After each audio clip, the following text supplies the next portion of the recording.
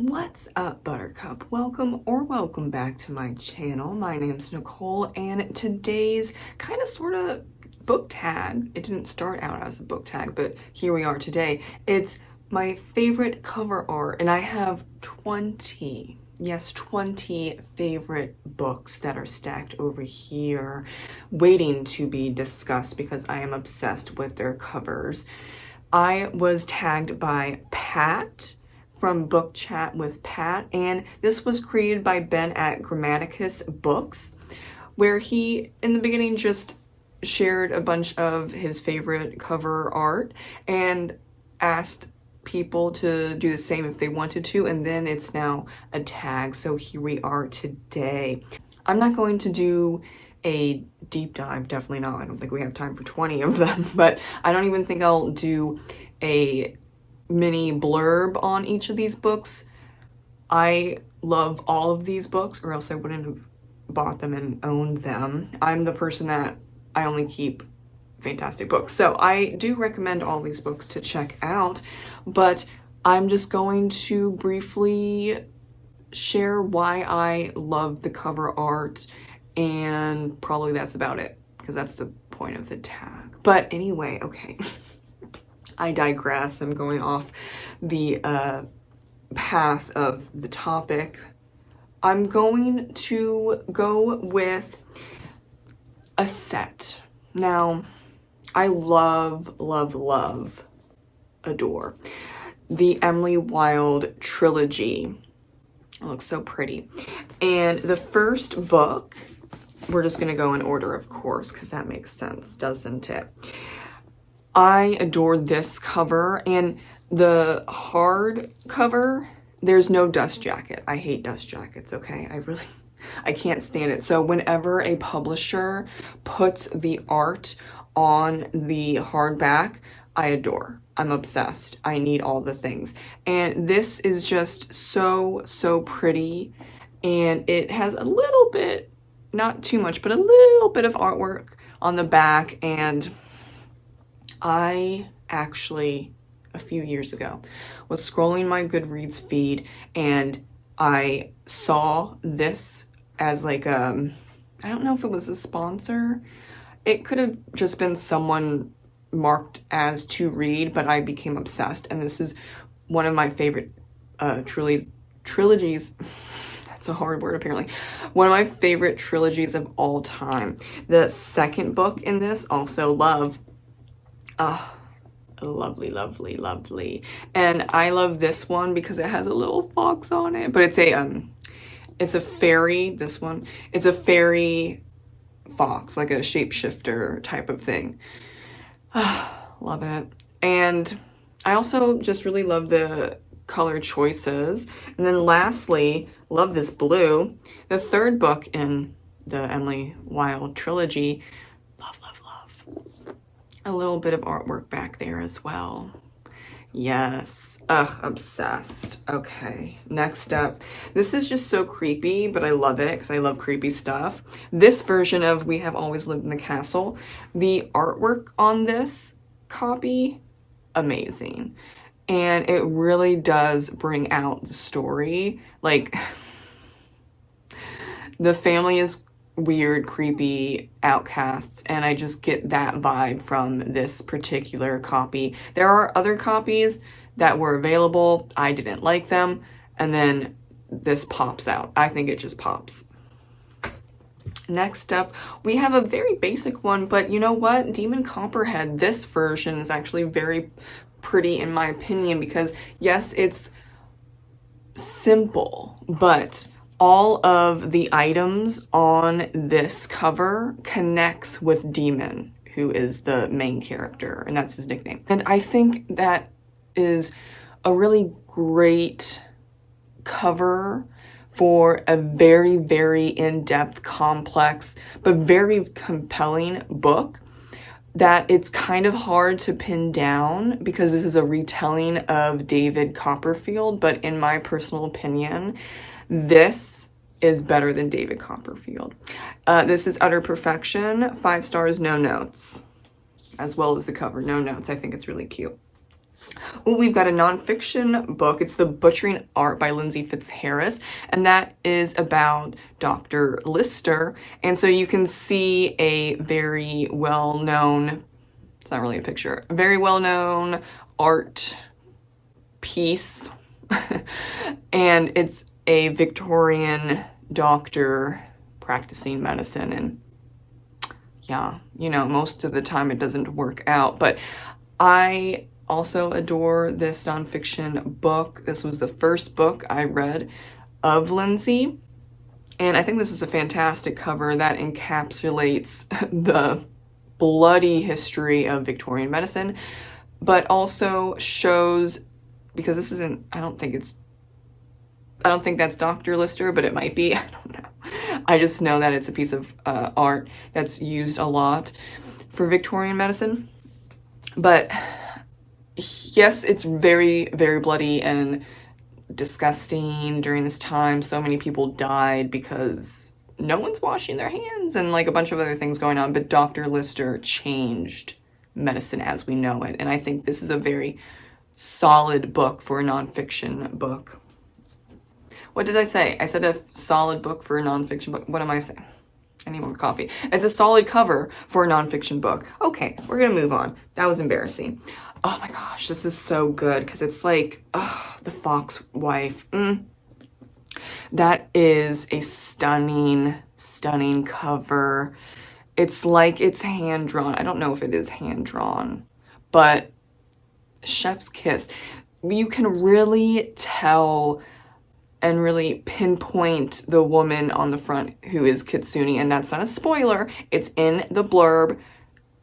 Okay, but she is trying to avenge her young child's life, and so she travels a lot, and this really gives the feeling of traveling in desperation and sorrow. Also, by the way, you can see that she is a white fox, so this is her, and then it's like actually her in the water. I think that's brilliant. Brilliant. Now this is another set, but I just love this artwork. It's the Legends and Lattes and Bookshops and Bone Dust, Travis Baldtree. This is fantastic artwork. He originally self-published the first book, Legends and Lattes, and he got a artist to create the orc and, well, just like all of it, and I just think that is brilliant. We want to hire real artists because this is what they create. No AI slop, real artists. Next up, this is, you know what? Some people might not like this. I'm gonna say that it's fantastic for the book and for Irish history. It's 1916 by Morgan Llewellyn. So you see kind of sort of the Irish flag. Green is for Catholics, orange is for Protestants, and you see like kind of sort of a white in the middle, which follows the Irish flag. And this book is about the 1916 Easter Rebellion in Ireland. And so I think it absolutely fantastically matches the story inside. And this was actually recovered. I don't know what the other book covers of 1916 used to look like. I don't know. I mean, this was finally reprinted and recovered after a long time being out of print. And a lot of other Morgan's books have been recovered and reprinted and put up as ebooks and even like audiobooks, which is really interesting and cool. She used to sell millions of copies, but things kind of died down in the early 2000s after the Troubles ended and peace came to Northern Ireland, which is good. Though, you know, after a couple years after the peace deal in 1999, people seemed to like move on from their interest in Ireland. So then she kind of sort of tapered off by like 2010. And so then her publisher stopped printing books. But I think there's a revival, which I really love. And so they're publishing her books with new covers for the 21st century. We've got two more. I'm just gonna go right into it. Two more Morgan Llewellyn books. I'm sorry about this right here. I can't take it off. This was a used book. I couldn't find this book for ages. So I had to get it used for like $5 about 10 years ago. But I fell absolutely in love with The Greener Shore by Morgan Llewellyn because of this cover. I'm sorry, it's shiny, but it's a library book I got for $5. So it's not fantastically sorted. I don't know. It's just, it is what it is. I just wanted this particular cover because I first read this from my grandmother's very old library, and she got rid of it, and so I didn't grab a lot of her books. I grabbed some, but not a lot, and I didn't grab this one that was like an original copy from ages and ages ago, so I had to find it on Amazon used.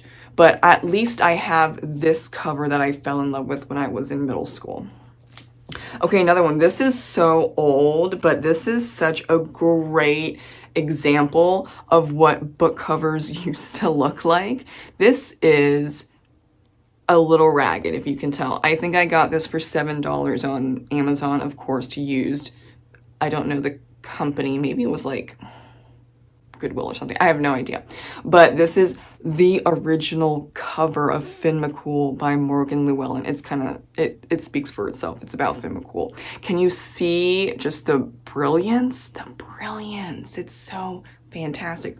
They recovered Finn McCool and republished it, and there is also a audiobook, and it's a completely different cover. These are hardcore old type covers, and it at this point in time, this type of cover would not sell. The cover that they just put up maybe like a year or two ago for the same exact book, when they reprinted it and did an audiobook and an ebook, that would sell. Yeah, so I get it, but also at least I have the original cover. It's so Celtic, which I love and adore. And oh my gosh, yeah, so old. And it has that crisp stuff to it. And yeah, oh yeah, this is from 1994. Oh, I shouldn't have opened it. Oh, okay, I'm gonna close it right now. I'm gonna place it gently over here. It's very crispy. Okay, so another two books from the same author, Dead Inside by Shameless Morrison. This is a satire. I'm just going to let you know. People that go into this book that hate it don't realize that it's a satire. And then there are some people that are like, this is disgusting, revolting, how could you? Like, oh, you got it. Yes, I got it. But this is so funnily weird to say, but I adore this cover because I think it's very pretty. It's because of the flowers. Look, it's fantastic artwork. This is not AI slop. This is someone who drew this cover, and then also back here. I love when there's like a completely different thing on the front, and then boom, in the back we've got something cool too.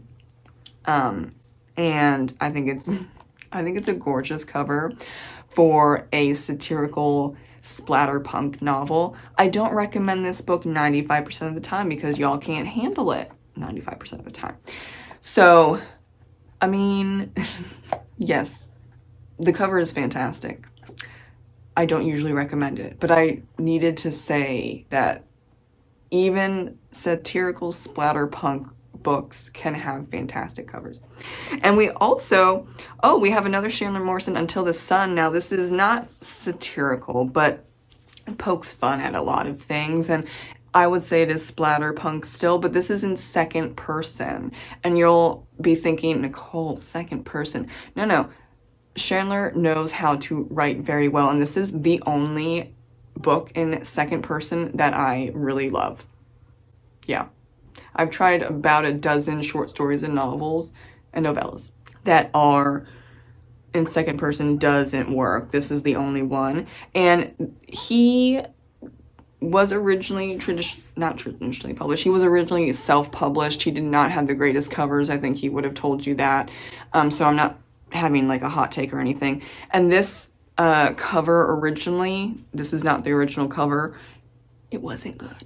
And then he got picked up by a small horror press, and then they recovered quite a few of his books, and this is one of them, and I think they did a fantastic job. It's about vampires, by the way.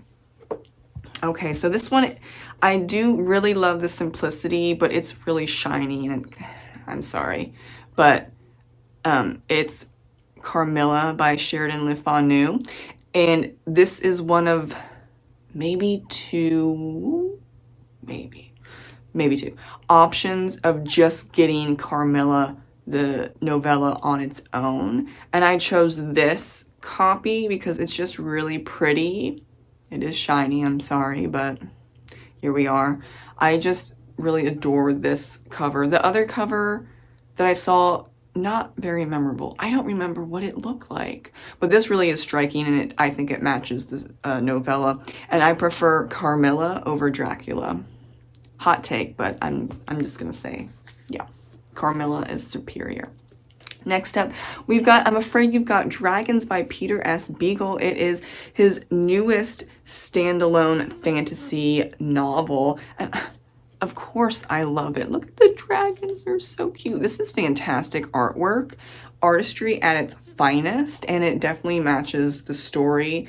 I have a book review coming up on I'm Afraid You've Got Dragons. Peter is an OG classic fantasy writer, so, and I do get old-timey fantasy vibes from this cover as well, so I really I love the artistry. It's fantastic. Next up, we've got the fantastic Cocaine Blues by Carrie Greenwood.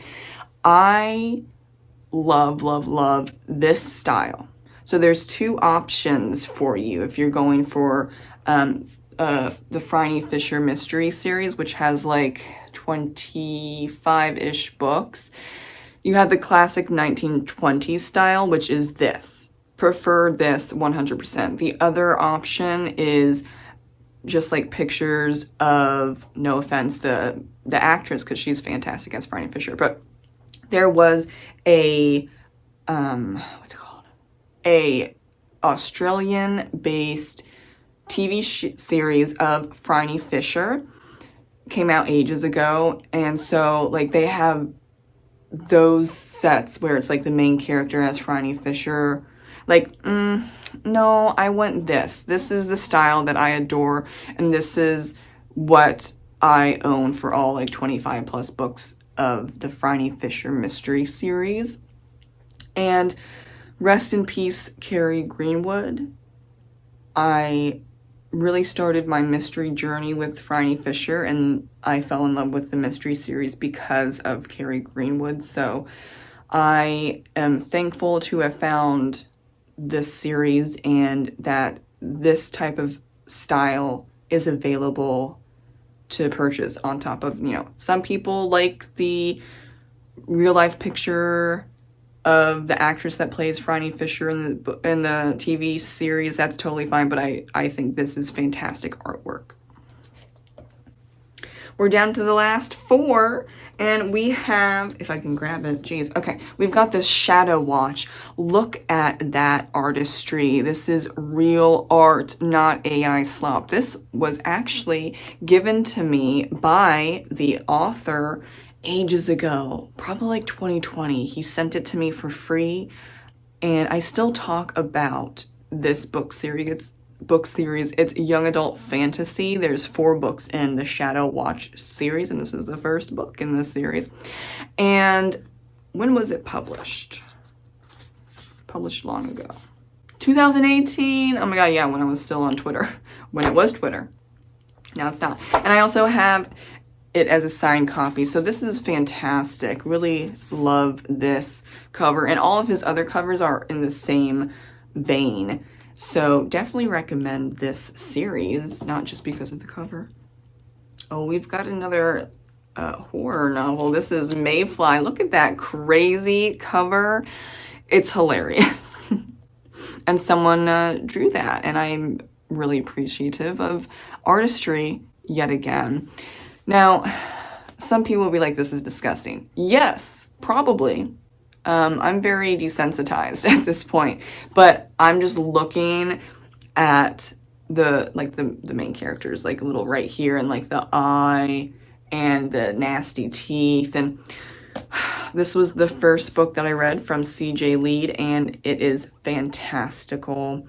Definitely recommended. And the cover, amazing. 5 stars for the story, 5 stars for the cover. Okay, we've got a throwback right now. Oof, it's Libba Bray's Beauty Queens. And I think it's just hilarious. Look at that. It is a satire on Lord of the Flies, but not necessarily making fun of Lord of the Flies. It's just that a group of beauty queens have crash landed on a deserted island, and there's something wrong with the island, like more so than the Lord of the Flies, because there's stuff that's happening on the Lord of the Flies island. This just, like, as a satire, makes it bigger, and it's just a hilarious cover. It's young adult satire. I guess at that time it would be contemporary. Maybe it's still contemporary, but I think it's just a fantastic version of Lord of the Flies. When was this published? When was it published? 2011. Oh my god, I graduated high school in 2011. I think it's underrated. I think a lot of people forget about this novel. It's unfortunate. I've seen so many like book talkers, bookstagrammers, booktubers, just readers asking, where's the female version of Lord of the Flies? It's already been done. It's been done, y'all. Okay, lastly, Under the Whispering Door. Ignore this. This is kind of annoying. Like, I kind of sometimes hate when publishers do this, but just focus on the artistry. Love it. Love it. That is the house that the main characters live in. And it's all about death and the afterlife and living life to the fullest, and also grief. And I just really adore this book. And you might say, oh, that's very depressing. Well, in some ways, yes, but also life and death go hand in hand. And I think this was a very healing book when I read it a couple years ago. And it's also, it's a positive, as much as one can, take on life and death and grieving.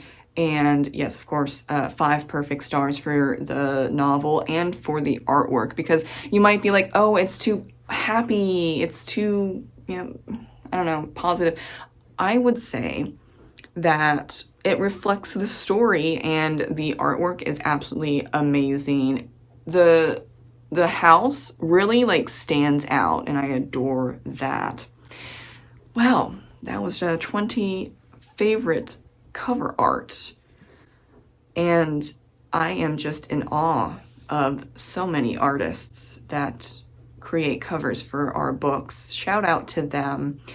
Thank you so much for watching. Have you read any of these books, and do you agree about the cover art or not? Let me know in the comments below.